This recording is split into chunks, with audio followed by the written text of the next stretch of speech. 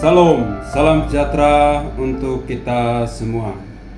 Bertemu kembali dalam program Renungan Malam dari Majelis Resort GKE Sampit, edisi 1 Februari 2025. Adapun nas sebagai dasar renungan malam sesuai dengan Almanak Nas Gereja Kalimantan Pengelis dari 2 Tawarikh pasal 36 ayat 11 sampai 21 dengan judul Raja Sedekia, runtuhnya kerajaan Yehuda. Saya akan bacakan ayat 14 sampai 16 sebagai berikut. Juga semua pemimpin di antara para imam dan rakyat berkali-kali berubah setia dengan mengikuti segala kekejian bangsa-bangsa lain. Rumah yang dikuduskan Tuhan di Yerusalem itu dinajiskan mereka. Namun Tuhan Allah nenek moyang mereka berulang-ulang mengirim pesan melalui utusan-utusannya, karena ia sayang kepada umatnya dan tempat kediamannya. Tetapi mereka mengolok-olok utusan-utusan Allah itu, menghina segala firman-Nya dan mengejek nabi-nabinya. Oleh sebab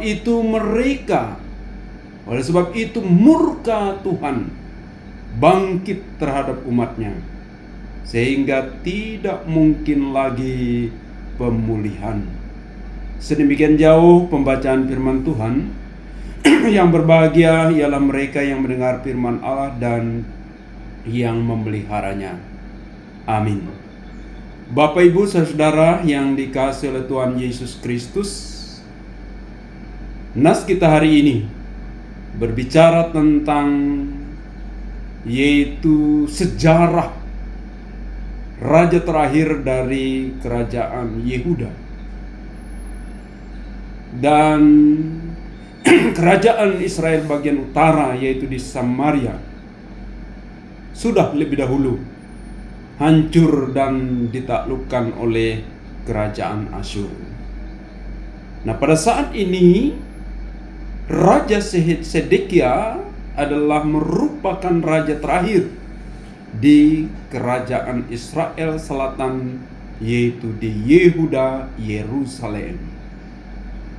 Dan apa yang dikatakan dalam nas kita ayat 12 sampai ayat 14, bahwa Sedekia melakukan apa yang jahat di mata Tuhan, menyembah berhala, melakukan apa yang tidak berkenan kepada Tuhan, menajiskan bait Allah, dan juga para bangsawannya dan para orang-orang yang seharusnya memimpin kepada Allah. Mereka melakukan apa yang jahat di mata Tuhan.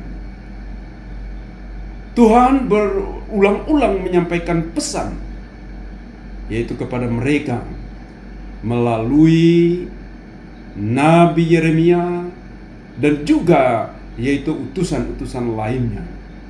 Tetapi apa?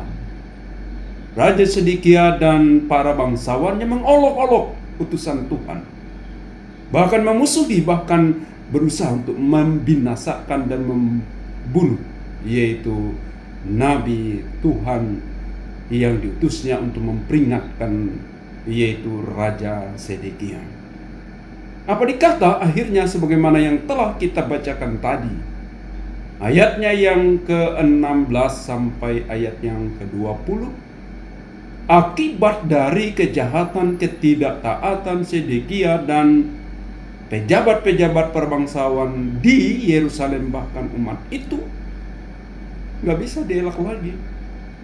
Sebagaimana ayatnya yang ke-16 tadi, Allah murka kepada Yehuda, kepada pemimpin, kepada raja.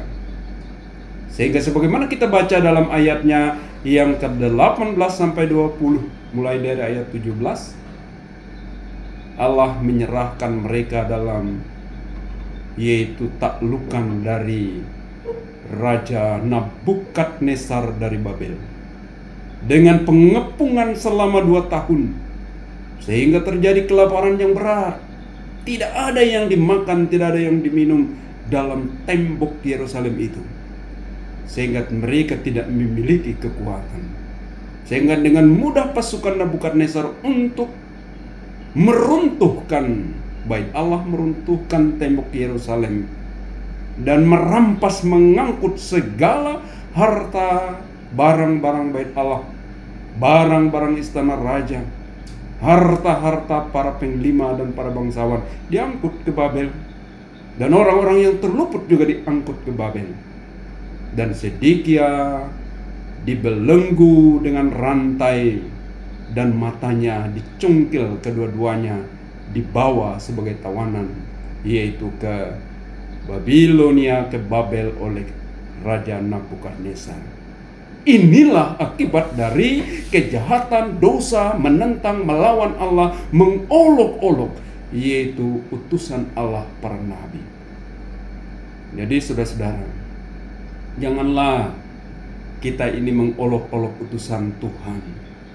Apalagi kalau orang yang sudah diurapi, orang yang sudah ditahbis menjadi pelayan Tuhan. Jangan diolok-olok, jangan direndahkan. Itu berakibat, yaitu fatal, berakibat buruk dalam kehidupan kita. Bahkan juga orang-orang yang sudah ditahbis, orang-orang yang sudah yaitu diurapi, jangan pula yaitu merendahkan apa yang telah Tuhan urapi, Tuhan tahbiskan, yaitu memberikan jabatan-jabatan, yaitu keimaman, jabatan-jabatan gerejawi. Jangan direndahkan, jangan diremehkan, harus dilakukan dengan baik dan benar, supaya jangan mendatangkan murka Allah dalam kehidupan kita. Bapak Ibu saudara-saudara yang dikasihi oleh Tuhan Yesus Kristus, marilah kita melihat walaupun murka Allah itu sangat menghancurkan Israel, tapi kasih Allah itu tidak terbatas.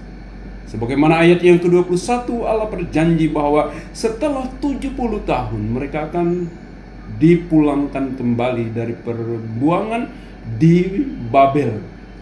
Ketika nanti Babel sudah dikalahkan dan ditaklukkan oleh kerajaan Persia, sehingga pada masa pemerintahan Raja Persia, Israel boleh pulang kembali ke negerinya dan untuk membangunnya pada zaman yaitu Esra sebagai imamnya, dan kemudian Nehemia sebagai bupati wilayah Yehuda pada saat itu.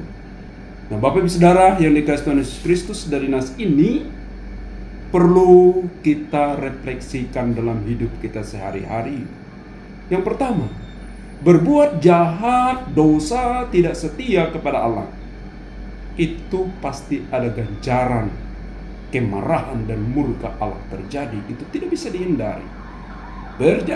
Perjanjian lama, perjanjian baru, bahkan masa gereja mula-mula, bahkan sampai sekarang, dosa dan kejahatan itu mendatangkan ganjaran dan murka dari Allah.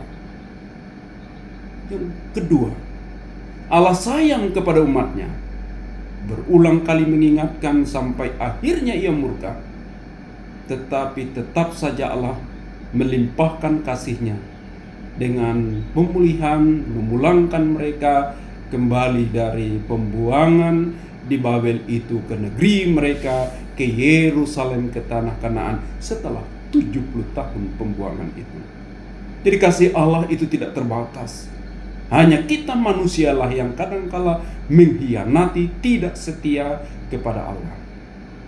Tetapi yang penting ialah berbuat dosa tidak dapat dihindarkan, pasti ada konsekuensi murka dan penghukuman. Tetapi bertobat dan berjalan di dalam terang kasih Allah, firman Tuhan, dekat dengan Allah dan setia kepada Allah, ada hasilnya, yaitu kebaikan Allah, anugerah dan berkat kasih sayang Allah senantiasa dilimpahkan dalam kehidupan kita. Itu pun adalah terlihat dalam kesaksian dari perjanjian lama, perjanjian baru, bahkan dalam kehidupan masa kini orang-orang percaya. Tuhan menguatkan kita menjadi orang-orang yang setia kepada firman-Nya. Orang-orang yang sudah ditabis dalam jabatan keimaman dan jabatan gerejawi. Hormati dan hargai dan laksanakan dengan baik, yaitu jabatan-jabatan yang diberikan oleh gereja, oleh Tuhan kepada setiap orang, kepada kita semua. Tuhan memberkati kita semua. Mari kita berdoa. Tuhan Yesus, kami bersyukur atas firman yang telah kami renungkan. Kuatkanlah kami dan pimpin kami dengan kuasa Roh Kudus-Mu sehingga mampu menjadi pendengar dan pelaku firman-Mu dengan setia. Terima kasih Tuhan, berkati keluarga-keluarga Kristen dimanapun berada. Berikan kami semua kebahagiaan, sukacita, damai, sejahtera, kesehatan, kekuatan daripada-Mu. Berkati usaha dan pekerjaan kami. Berkati tugas dan pelayanan kami sehingga kami dapat melakukannya dengan baik.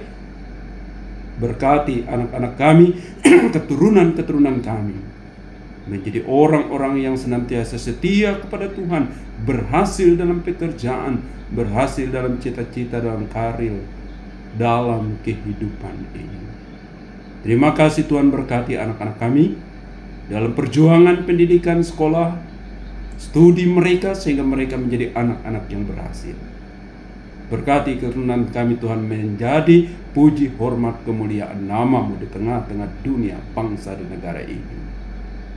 Tuhan Yesus berkati gereja Kalimantan Pengelis dengan segenap pelayan-pelayannya, dengan segenap majelisnya, majelis sinode, resort, jemaat, lingkungan-lingkungan, kelompok-kelompok jemaat, para pendeta, diakon, pendeta, guru-guru agama, pikaris, penginjil, guru sekolah minggu, dan segenap pelayan-Mu diberkati, sehingga nama Tuhan diagungkan dan dimuliakan, dan kami bertumbuh dalam iman yang setia kepada Tuhan Yesus Kristus.